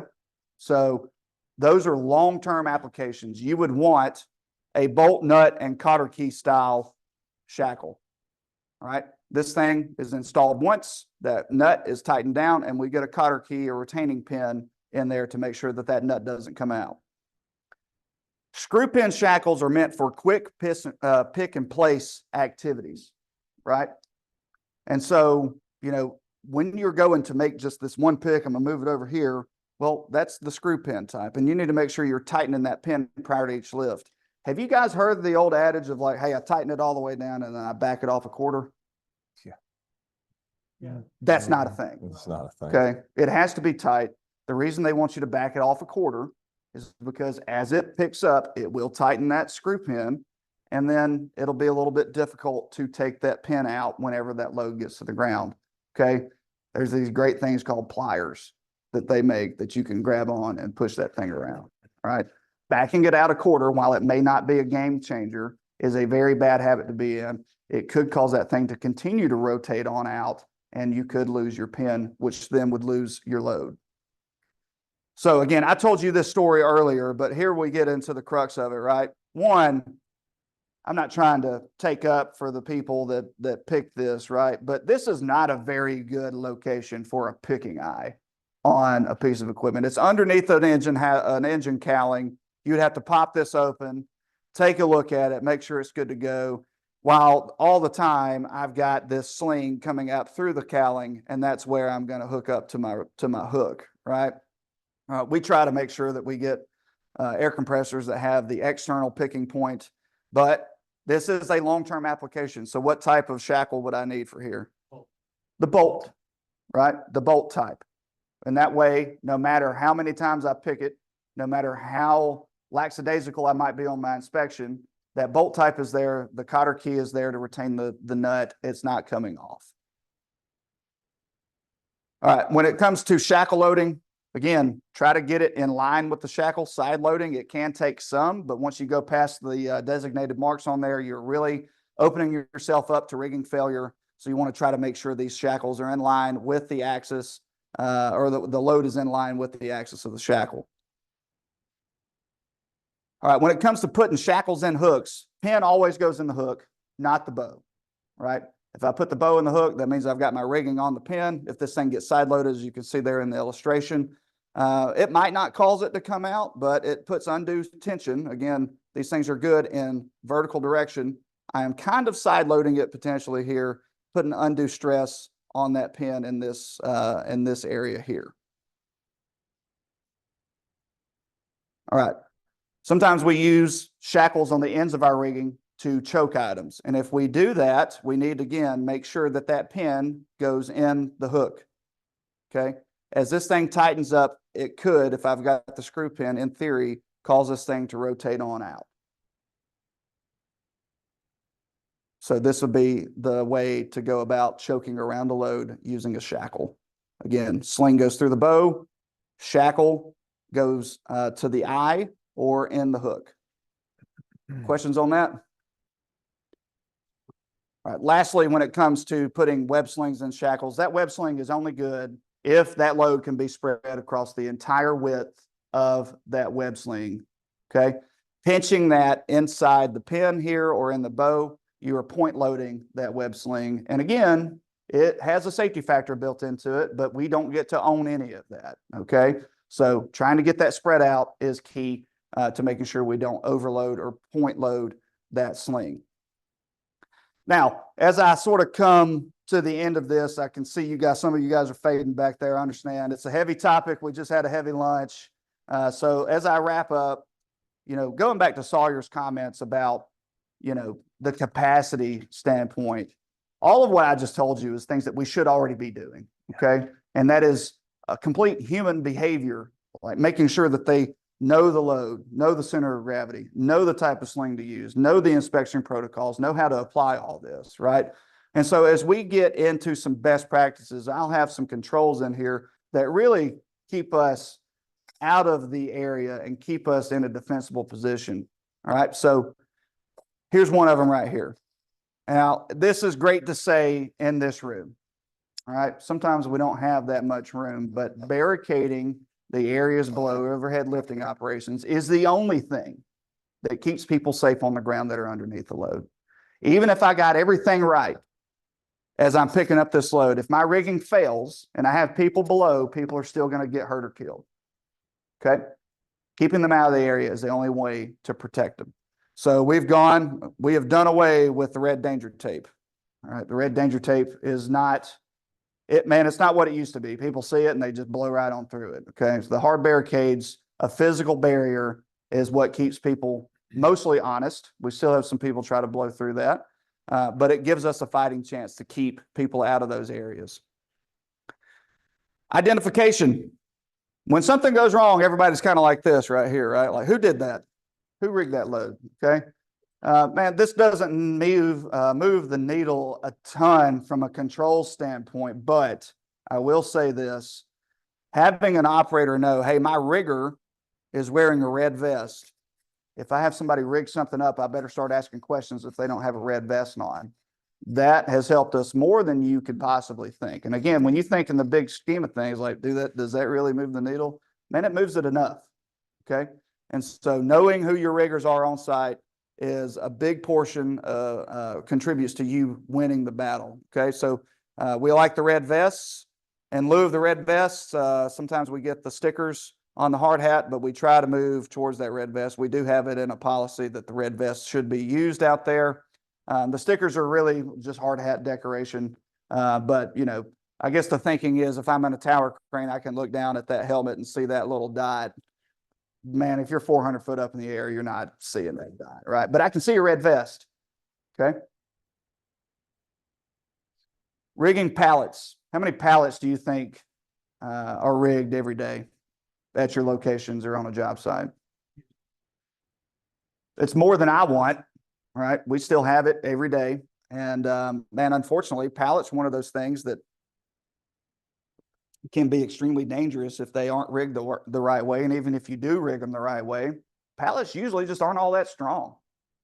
All right. They can break. They can crush the pallet with the rigging. You can flip them over. Sometimes you don't have the center of gravity. It could be loaded to one side. It could be, you know, there's various things that could cause this pallet to fall off. And then we've had multiple issues where we've had pallets either come out of the rigging or disintegrate on us while we're in mid rigging. Man, we push to get rid of all the pallets on the job, and sometimes they still sneak in, right? And so what we try to do is move towards more of an engineered system, right? So they make these pallet platforms that you can put pallets on there. You just wheel them up there with the forklift. You have designated picking eyes. These are enclosed inside these walls of this pallet platform, and I can get that from point A to point B without worrying about crushing that pallet and losing that load. Other times, if we don't have this, a lot of people have moved towards these baskets. Again, engineered picking eyes, has a working load limit on there. It has to be tested to meet 125% of that working load limit. Again, as long as you take care of those, they work out fantastic. So the problem we run into, though, is just like everything else. Like, man, we're in a hurry. We just need to rig this thing up and send it. Like, no, boss, I need you to transfer all that into this basket. So you have to fight that. But these things have been a game changer for us. We really like using them. And man, it's really cut down on the potential for losing your pallets and your loads. And the last thing I'll say on sling protection and the rigging aspect of it is padding your sharp edges. Whether I've got chain slings, wire rope slings, if I've got a sharp edge, when I put tension on it, that thing can become like a knife and it can cut through. We had this example. This is one of our utility jobs. This is the second setup because what do you think happened on the first setup? As they picked it up, it cut through this wire rope and it dropped that piece. Again, luckily, nobody hurt or injured during the middle of it, right? So instead now, hey, we've got some padding here and it protects our sling. As we get tension on it, it won't cut through it and we can pick this thing and place it safely. The last thing I'll say from a best practice standpoint is never stop learning. I barely scratched the surface when it comes to rigging today. Okay. We could spend all day. I know Sawyer said we had till 3:30, but you know, I'm getting kind of hungry because I didn't eat lunch yet. So I deal with rigging every day. And I can tell you that I don't know probably 3/4 of what some of the folks that have been in industry for a long time know. Okay. And so that is not a daunting thing for me. That just means that I need to learn more. And so the Bible that I go off of when it comes to rigging is Bob's Rigging and Crane Handbook. You can pick it up on Amazon. It's usually about $15 to $20. And they do submit revisions every now and then, but it is, I won't say it is the authoritative guide to rigging, but it is definitely one that you want in your arsenal when you're trying to learn about this stuff, okay? And then from a training standpoint, seek out opportunities to get more training, such as, well, hey, this is a really good example of getting training. But if you've got a local rigging supplier, most of those folks offer some kind of training. It could cost you a little bit, but it's well worth the investment, okay? Or you can go to someone like Crane U here in Birmingham. They have some programs that they offer from a certified rigging standpoint, so rigger level 1 for the NCCCO. But man, never let the daunting task of, man, that's a ton of stuff I need to learn, and it's a lot of stuff that Jordan just talked about, keep you from continuing to learn, okay? Can I share, down in Mobile, at Industrial Supply, Yeah, every year they do, Crosby comes in and does what they call a rigging ball. And it's a half day of training with a Crosby trainer. And- right. And if you have a group, I think it's, if you have, it's like 20 or more, they will actually come to your Yes, company and do that training and bring all those little pocket guides, right. laminated pocket guides. That pocket guide's pretty slick too. But, that has been a really great resource to send a lot of my people. Right. I will say this too. I mean, so you'll get the manufacturers out there, and there's always a little bit of a competition thing, right? So you got Gunny Bow, Crosby, Columbus McKinnon, I mean, you name it, right? But ultimately, the spirit behind those guys is to make the industry better and make the industry safer. So they will do offer up that safety training, and it is extremely helpful. And Danny's on. Oh, Danny, I got one comment, well, two things that weren't brought up today. Mhm. But to me, I've been involved in 200 fatalities. Mm. So the two of the biggest ones are swivel hooks Yes, that are used in excavating, yes, okay? Because they have flat washers instead of The bearing. the bearings. Yep. They do fail, we don't do daily inspection, and come-alongs. Nobody, if you ask anybody in your group, Yep. how many of you ever read the operator's manual? No one say anyone, and no one will raise their hand. They'll take that load chain, because they think it's grade 8 or grade chain, Mhm. they'll wrap around, hook back into itself. That chain does not stretch or bend, it explodes. yes, When a come-along is 6 feet long, that means someone is dead. yes. Well, So so, operator's manual, you know, it's more than just getting a part, right. so. Yep. People that use it needs help. Well, and to further that, I mean, we recently had an issue with the swivel hook at a job. You know, here's the thing, like, so the swivel hook he's talking about, a lot of the forklifts nowadays come with a shackle with a swivel hook on there, right? And you can use that for, you know, overhead lifting without having free rigging on the forks. Well, unfortunately, most of the manufacturers are putting just a standard swivel hook that doesn't have a bearing in there. So it can be rotated, but not while it's under tension. And so we still run into that every now and then. If you do come across those and you're looking and you're thinking, hey, can that hook actually rotate while it's under load? There is a big, huge castle nut on top of it. It has a race bearing in it. That's the one that you need to use if you're picking up anything while it's under load, and you're going to twist it. Otherwise, you will damage that collar. The collar failed on ours, honestly. Yeah, when the chain comes up where it's threaded is weak Yep. part.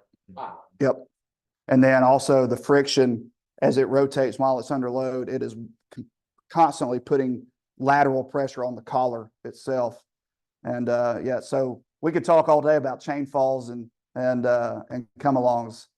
Those are probably the least inspected things out there from a hook stand or from a rigging standpoint. With that, are there any questions? I certainly appreciate you bringing those two things up, Danny. Oh, one more thing, then I'll shut up. No, sir. Go ahead. Go, keep going. You know, the most important inspection is not the daily pre-shift. It is every When use. you're through with it, at the end of the day, you'll look at it before you put it in the toolbox. So that in the morning, anything in that toolbox is good. Yeah. But we don't do that. And then in the morning, we're in a hurry, and if we're 50 miles away, we know we're gonna use it. And we haven't, It's only one time. Right. To his point, you can't inspect these things enough, right? Daily inspection is one thing. You should be inspecting your rigging before every use. Because something could have happened the last time I used it, and I might not have noticed it while it was in mid-flight. And now I can pick that up before I go and make the next pick. Any questions? Thank you. Thank you. To show our appreciation for your presentation today, we'd like to give you our coveted. Very good. Very good. Yes, sir. I can have one in the office and one at the house now. Let's gather for a picture. Yeah, absolutely. Let's do it. Let's do it. Come in here. You don't want to take a picture with them. Great job, guys. Thank you, guys. Jordan, you were talking about barricading the areas. All very true, but you know, the thing, I know of 2 fatalities. I don't think all these groups realize the distance that it travels. Yeah. And they honestly think the thing is right now at the docks as opposed to. And that's another scary. Things rarely fall straight down. These hooks.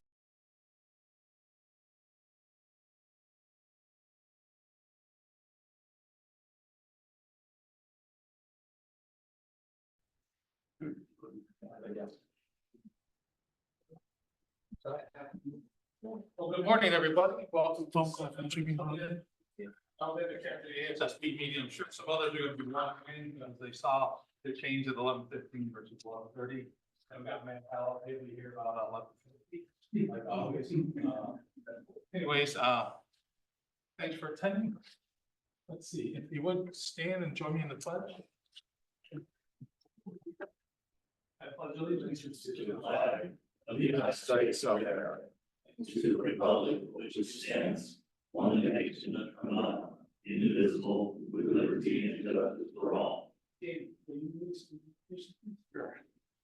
Heavenly Father, we thank you for this opportunity to network with safety people to protect our men and women on the job site. Thank you for this, just for watching over us. We appreciate what you do. We don't go home at work because we're lucky. We go home because of the grace of God. So thank you so much. Amen. Amen. You have anything, members? What have I done before? You stand and introduce yourself, that'd be great. Sure. Mark Woodall, Jim Cooper Construction, Safety Director. Taylor Bailey, I'm a student at JSU in the safety engineering department. Thanks. Any announcements at all? Anybody have any safety shares or issues? We're full to the end of the year as far as events. Some of the things coming up, October 4th over at ABC in Homewood. We're gonna do a silica, hazards in construction. On October 4th, it's gonna be 8 to 12, so it's a 3.5-hour event. Mobile, you know, Mobile, they're gonna have a Gulf Coast Summit. The summit's only 3 hours, but they like to party. There's a party afterwards, 297 Mardi Gras party. They love it. On the 18th, we're gonna do an environmental hazard communication update, presentation, safe state. Michael Raspberry will be doing the presentation. ABC on November 8th will do a electrical safety construction. Dr. David Proctor, Integrity Corporation will be doing the presentation. I'll skip over the top one. On the 15th, we've got urban issues that are common in the workplace and corrective actions to prevent it from happening. And then we've got hopefully a regulatory round table event with Ocean Tatum are already committed. We're trying to get MSHA to give an update on regulatory issues and a Q&A session. Quickly, safe states, motion trainings and UAVs, Deep South Center for Occupational Health have courses that are going on all the time. check their website. A couple interesting ones over at Safe State, Ocean Training Institute. They have a guide to industrial hygiene. They have a lockout tagout time up in October. Unfortunately, UAB has nothing scheduled in October. Their first training will be in November. Going back to this, Caleb from JSU is going to talk about, they're doing a golf tournament, first time they've done it. It's coming up on November 16th, Saturday. If you would, Caleb, tell us all about it.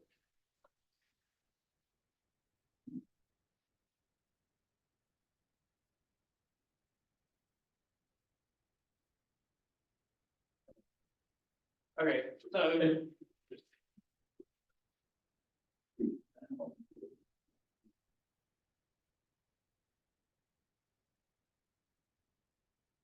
Okay, so like I said, my name is Caleb Bailey. I am a student at JSU.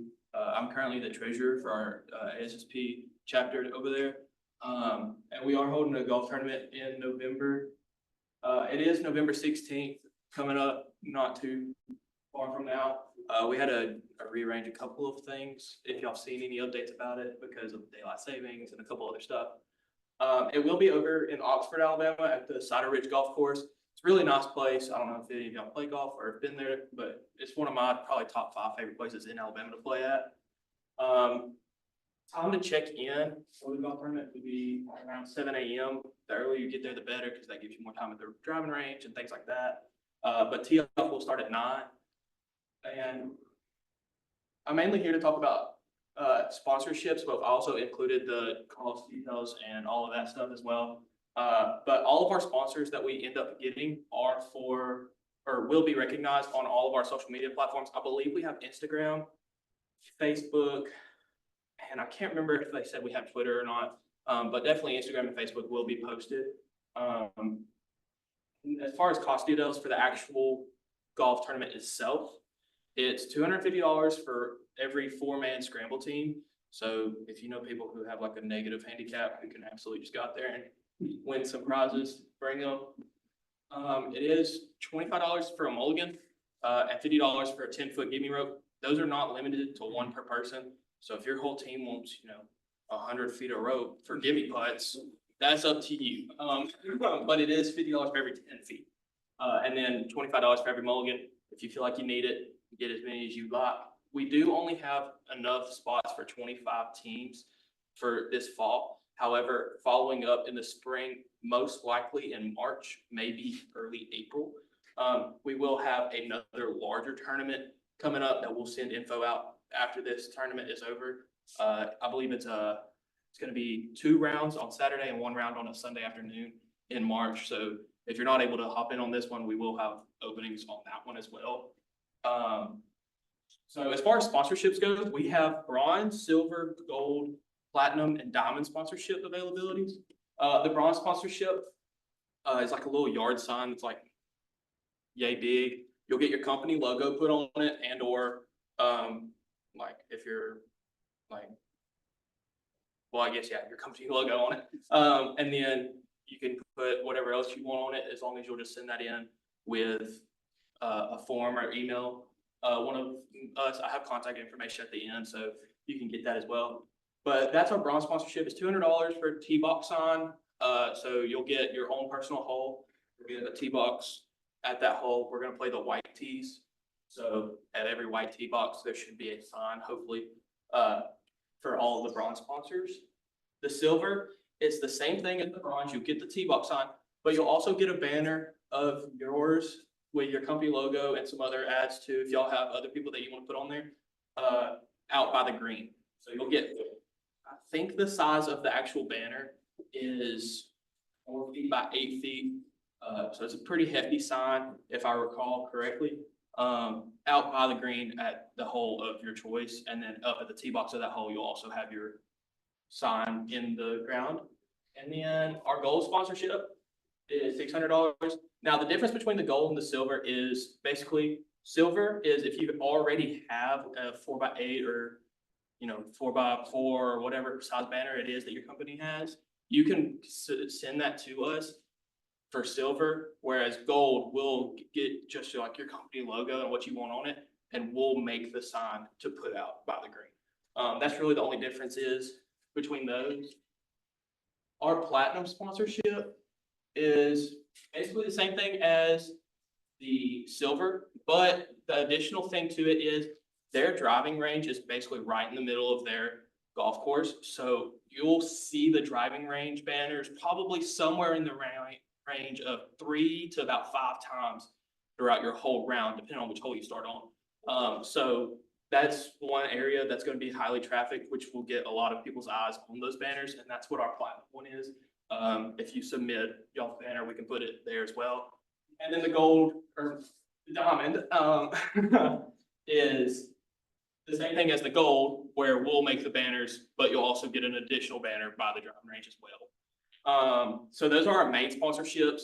I know not everybody here is probably like ready to sign up for sponsorships, and that's okay, but I did bring like a little piece of paper. If you already know, hey, we want to help support the JSU chapter, you can write down your company name, what sponsorship package you want, and then just some form of contact information. And even if you're not 100% sure on it, if you still want to write down your contact information, just so that makes it easier on us to get in contact with y'all, that would be awesome. So I brought a pen and a little notebook for that. Other sponsorship opportunities other than just big banners and signs, we're gonna have prizes for like closest to the pins on par 3s, longest drive on the 18th hole and things like that. So for those prizes, it'll be like golf balls, golf towels, koozies, coolers, bags, whatever it is. I think it's Capstone Consultants. They had, I think it was like an order of 500 golf balls with their company logo on it that they were talking about donating. So there's things like that that y'all could, if y'all have it and y'all wanted to donate it, that would be awesome. We do take cash donations. I'm not saying you have to, these are all just optional stuff.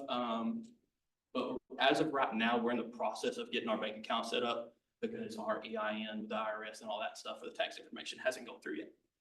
So cash is definitely the easiest way. These are our prizes for the actual tournament itself.